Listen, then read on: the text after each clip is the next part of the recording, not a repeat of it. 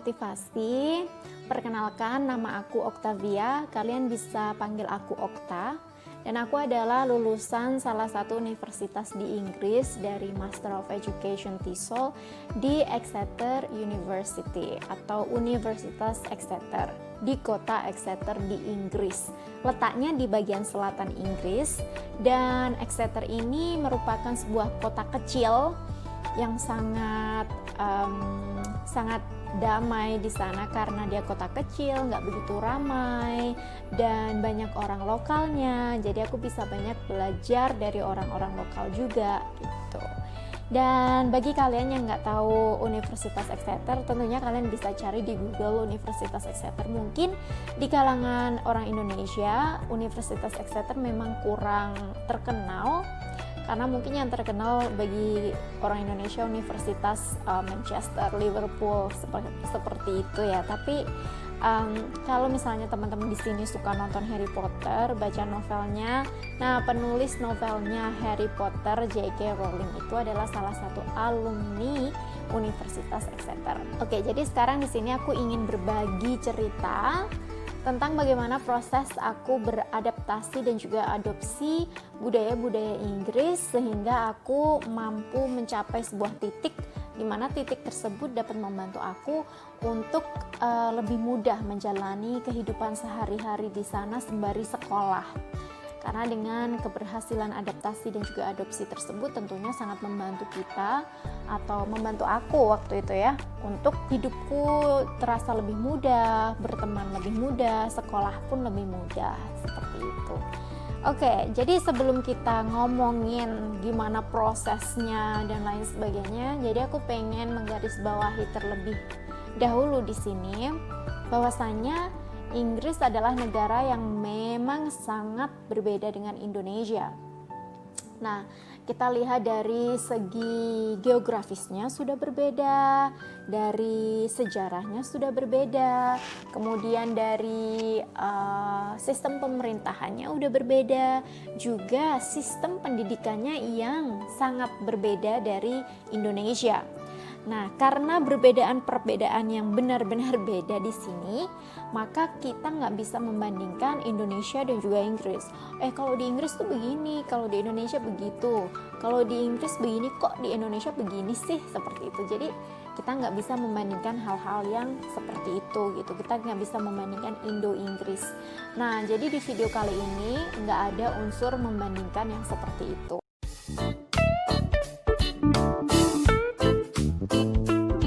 Karena kita mau ngomongin tentang bagaimana cara aku untuk beradaptasi dan juga adopsi budaya, oleh karena itu aku pengen memberikan definisi budaya terlebih dahulu kepada teman-teman yang nonton.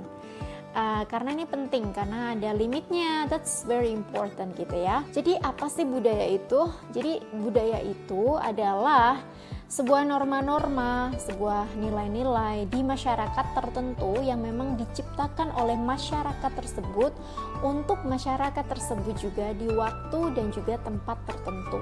Jadi oleh karena itu banyak juga kalau misalnya kita nih orang Indonesia membawa budaya yang diproduksi, dihasilkan di Indonesia ke Inggris, tentu aja banyak yang nggak cocok. Pun dari Inggris ke Indonesia banyak juga yang nggak cocok karena memang budaya tersebut tidak diciptakan untuk orang Indonesia dan sebaliknya. Oleh karena itu penting banget bagi kita beradaptasi, yakni kita mampu untuk menyesuaikan diri dengan nilai-nilai, norma-norma yang ada di masyarakat tersebut, komunitas tersebut. Di sini berarti aku harus mampu untuk beradaptasi dengan masyarakat Inggris, nilai-nilainya, norma-normanya seperti itu. Dan juga aku harus mampu untuk mengadopsi. Ya, jadi mengadopsi ini lebih ke memodifikasi, yakni karena aku sebagai seorang Indonesia tentu ada juga beberapa budaya-budaya atau lifestyle di Inggris yang kurang cocok untuk aku karena aku orang Indonesia. Dan karena mayoritas di sana adalah non-muslim ya, jadinya sebagai seorang muslim tentunya ada tapi banyak batasan-batasan sebagai seorang muslim, jadi oleh karenanya aku harus mampu memodifikasi budaya-budaya tersebut sehingga tetap cocok dan tetap bisa aku lakukan gitu, tanpa cross budaya-budaya aku sebagai seorang Indonesia dan juga sebagai seorang muslim gitu. Oke.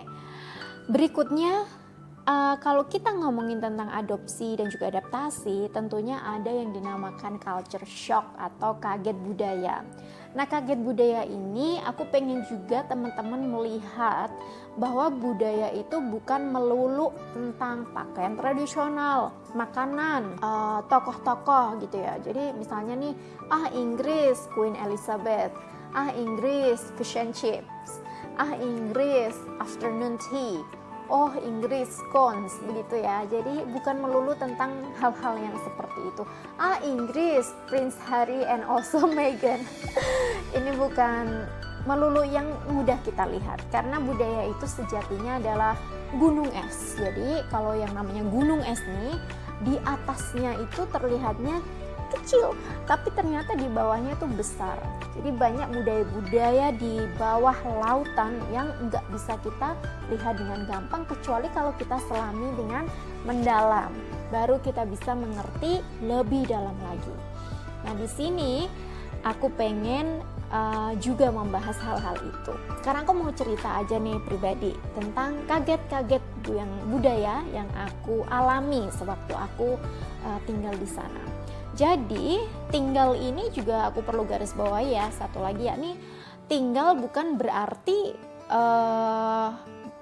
mengunjungi atau liburan. Jadi sense atau rasa liburan, kalau kita cuma liburan nih 1 minggu aja di Inggris, pasti kan rasanya itu akan berbeda kalau kita tinggal di sana selama beberapa tahun gitu.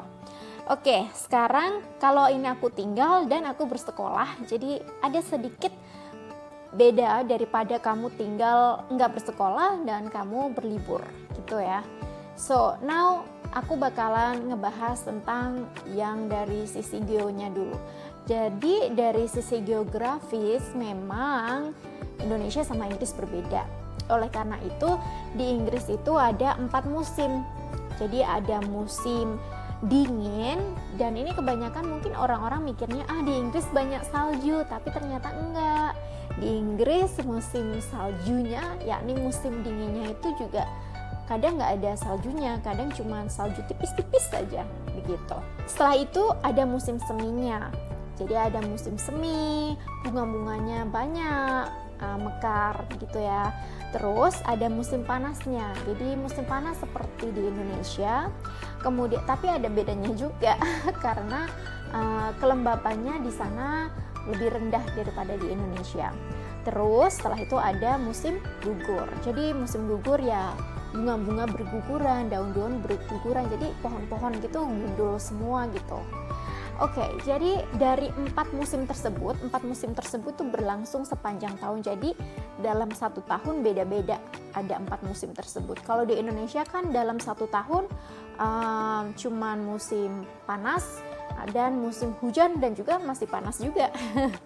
Oke, ternyata yang aku shock di sana adalah ketika musim-musim tersebut bergantian, ternyata gaya hidup juga bergantian gitu. Yakni bergantiannya dari cara berpakaiannya berbeda. Kalau di musim dingin pastinya kita pakai coat, kita pakai jaket yang tebal, kita pakai boots. Nah kalau musim panas kan aku nggak mungkin pakai boots karena nanti malah kepanasan. Jadi aku pakai sandal seperti itu. Jadi di 4 musim ini berpakaiannya berbeda. Kemudian make up-nya pun berbeda di sana. Bagi perempuan-perempuan yang suka make up, ternyata dari 4 musim ini punya style masing-masing yang berbeda-beda gitu. Dan ini juga membuat aku terkejut sih, gaya-gaya yang beda menyesuaikan musim begitu. Dan kemudian makanan itu juga berbeda. Jadi kalau di musim dingin itu kebanyakan lebih makan yang banyak lemak-lemaknya supaya kita anget gitu, merasa hangat gitu, dan makan yang lebih bergizi supaya kita juga belajarnya lebih semangat juga begitu, kita nggak gampang sakit, imun kita juga terjaga karena kalau kita tinggal di negara yang baru, tentunya kita harus benar-benar berhati-hati juga menjaga kesehatan kita supaya kita nggak sakit. Apalagi kalau kita sekolah, kita nggak pengen kayak absen 1 hari, terus kan tugasnya banyak, jadi kita tetap harus berusaha untuk sehat terus gitu. Jangan sampai sakit lah intinya gitu. Dan makanan itu benar-benar sangat penting gitu untuk mendukung dan menyokong sistem imun kita. Seperti itu. Yang berikutnya adalah pergaulan. Nah, ini sih sebenarnya beda-beda dari masing-masing orang. Jadi di sini aku bakalan cerita tentang pengalaman pribadi aku aja sendiri, oke? Nah, sistem pergaulan ini pun pergaulan di Inggris sama pergaulan yang aku dapat di Indonesia dulu itu berbeda begitu. Jadi contohnya yang paling shock pertama kali adalah yakni karena aku join organisasi juga di sana, jadi di organisasi tersebut diadakan rapat begitu, dan rapatnya itu di klub. Dan karena rapatnya di klub, otomatis juga minumannya beralkohol seperti itu ya. Sementara sebagai seorang muslim yang tidak boleh mengkonsumsi alkohol di ajaran agamaku seperti itu, jadi aku harus dapat mengadopsi situasi tersebut.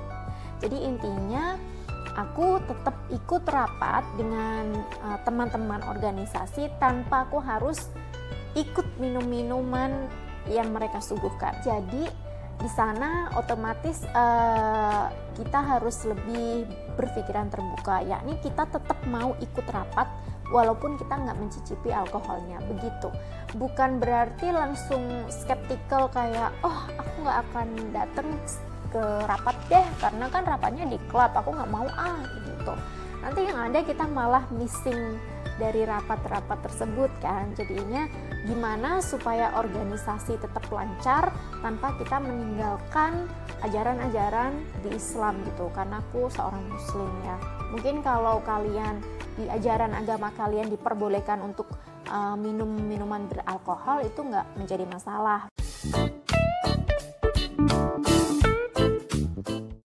Yang berikutnya lagi adalah perayaan hari Natal. Karena Inggris kan negara bisa aku bilang Kristen ya, jadinya di negara ini, di negara Inggris, tentunya perayaan Natal itu seperti perayaan Lebaran di Indonesia. Jadi Lebaran kan meriah ya di mana-mana.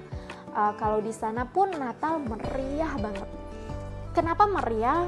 Ada juga faktor musim tadi, karena kan Natal di bulan Desember dan itu kan musim dingin.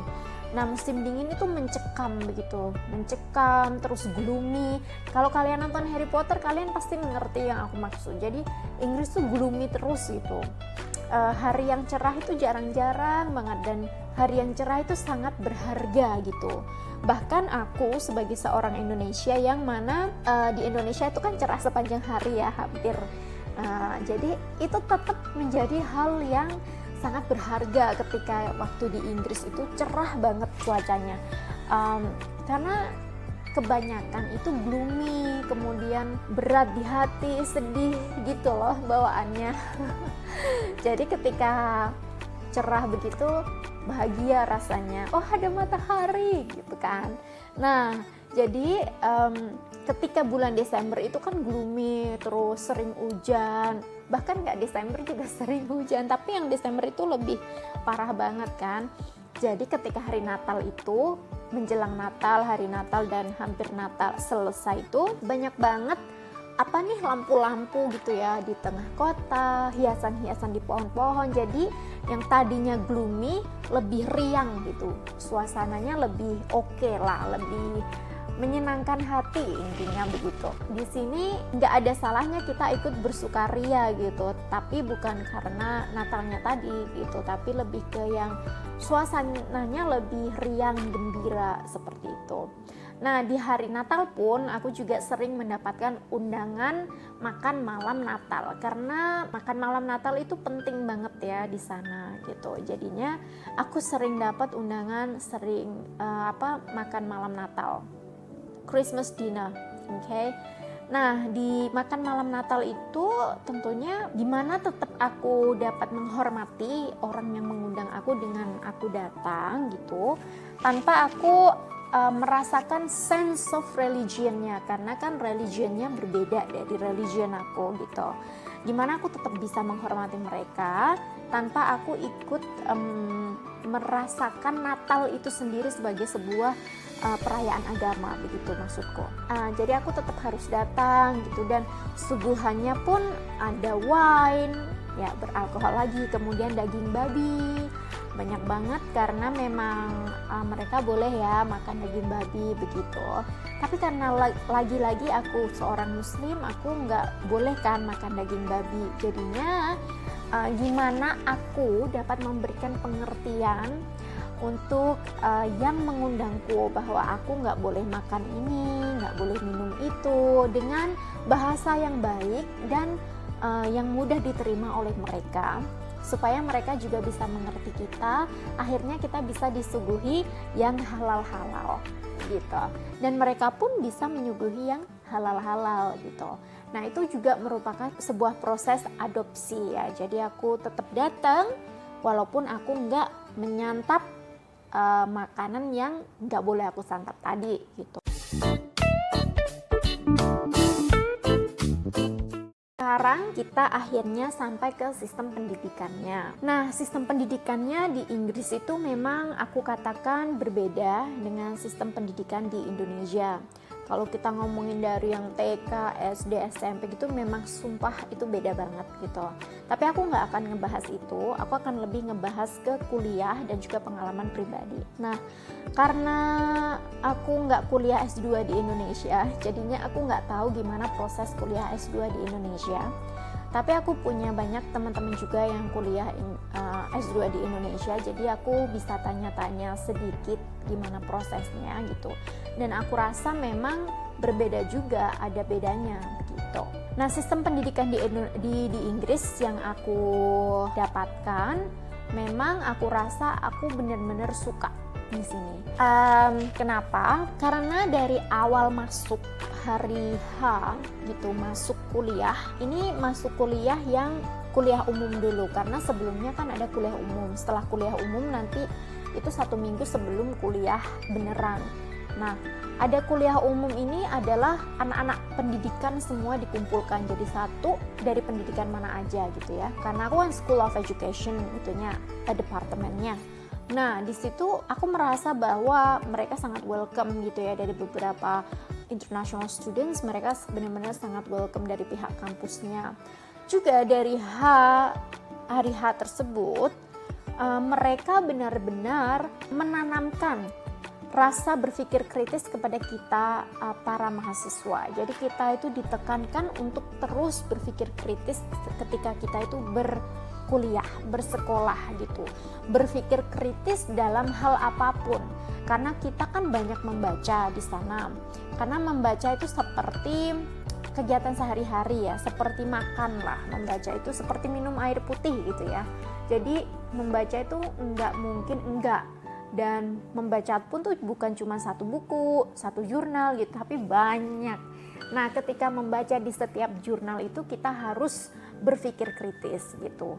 Dengan berpikir kritis, kita itu bisa menerima dan bisa menolak teori-teori baru dengan alasan-alasan yang logis, dengan fakta-fakta yang ada, seperti itu. Jadi kita nggak asal-asal sekolah, kita nggak menerima langsung gitu hal-hal baru tanpa kita mengkritisinya. Seperti contohnya aja, kita nggak langsung nge-share berita yang hoax tanpa kita cross-check kebenarannya. Itu salah satu cara atau salah satu contoh berpikir kritis gitu. Yang berikutnya yang aku suka adalah dosen-dosen itu sangat kooperatif banget, apalagi ketika aku ngerjain disertasi. Ketika aku kalau tesis di Inggris itu untuk anak master atau S2 itu disebut disertasi, bukan tesis. Jadi dosen-dosen itu benar-benar sangat kooperatif, sangat membantu, sangat suportif gitu. Suportifnya itu bukan hanya di bidang kuliah atau pendidikan aja, tapi juga mental, kesehatan mental. Jadi ketika dilihatnya mahasiswanya kok sepertinya ada masalah, maka dosen pun akan sangat suportif, kooperatif seperti itu. Juga di kampus di Inggris itu semua kampus kan ada pusat kesehatan mental untuk para mahasiswa ya. Jadinya ketika kamu down, ketika kamu merasa sedih karena ada masalah gitu, kamu bisa datang ke pusat kesehatan mental tersebut untuk mendapatkan treatment gitu. Atau bisa curhatlah sama petugasnya yang ada di sana, yang berjaga di sana begitu. Dan itu yang aku suka banget. Jadi walaupun kita itu benar-benar serius di sekolah, di kuliah tadi untuk tugas-tugas, untuk segala-galanya. Jadi para dosen itu tidak membuat kita kewalahan juga sehingga mental kita terancam gitu ya. Karena saking stresnya belajar gitu. Jadi memang itu yang aku suka banget di sana. Kemudian yang ketiga adalah banyak teman-teman ya, teman-teman terutama yang dari negara barat, mereka itu benar-benar berkooperasi daripada mereka lebih ke berkompetisi gitu. Jadi mereka lebih ke saling membantu daripada mereka kayak saling berlomba-lomba ya. Jadinya, dan aku kurang merasakan hal tersebut dari teman-teman yang dari Asia gitu. Itu sih yang aku sayangkan gitu. Tapi yang aku benar-benar suka adalah teman-teman yang dari Western tadi, mereka tuh benar-benar kooperatif, mereka tuh kayak nge-share jurnal, nggak pelit ilmu seperti itu. Dan hal-hal tersebut juga sangat mendukung sekolah aku gitu selama di sana. Nah, di sini yang terakhir yang aku pengen sampaikan adalah supaya aku dapat berhasil menuju pencapaian untuk adaptasi, supaya aku tuh bisa lebih gampang kehidupan aku sehari-hari di sana, adalah aku punya skill komunikasi lintas budaya. Komunikasi lintas budaya pun ini harus aku dapatkan dengan beberapa hal gitu. Misalnya aku dapat berpikiran terbuka. Again, berpikiran terbuka di sini harus aku garis bawahi, bukan melulu aku ikut-ikutan apa yang dilakukan orang sana. Aku lebih ke menerima, lebih ke menghormati, dan kalau itu cocok untuk aku, nggak cross the line norma-norma dan nilai-nilai di hidup aku, maka aku akan ikut gitu. Tapi kalau misalnya itu udah cross the line sebagai aku orang Indonesia dan juga Muslim, maka aku lebih ke oke, aku nggak akan ikut, tapi aku tetap menghormati. Jadi di sini jangan sampai kita tinggal di negara asing di luar Indonesia kemudian kita kehilangan identitas diri sebagai seorang Indonesia dan juga sebagai seorang Muslim gitu kan. Kalau aku seorang Muslim, kalau kalian bukan seorang Muslim ya kalian bisa tahu sendiri batasan-batasan kalian. Yang kedua adalah kita bisa menjadi ambasador Indonesia. Jadi dengan bertemu dengan banyak orang dari negara lain gitu ya, di negara asing, kita bisa lebih memperkenalkan budaya-budaya Indonesia gitu. Sehingga ketika kita menjelaskan kepada mereka, oh budaya Indonesia begini begitu, mereka juga lebih bisa memahami kita, dan itu akan mempermudah kita untuk beradaptasi dan juga adopsi budaya yang ada di sana. Seperti itu. Yang berikutnya adalah karena kita mampu untuk memperkenalkan budaya Indonesia, kan kita ingin tuh budaya kita didengarkan, apa yang kita jelaskan didengarkan dengan teman-teman kita. Sebaliknya ketika teman-teman kita memperkenalkan budaya-budaya mereka, oleh karenanya kita itu mau mendengarkan untuk memahami.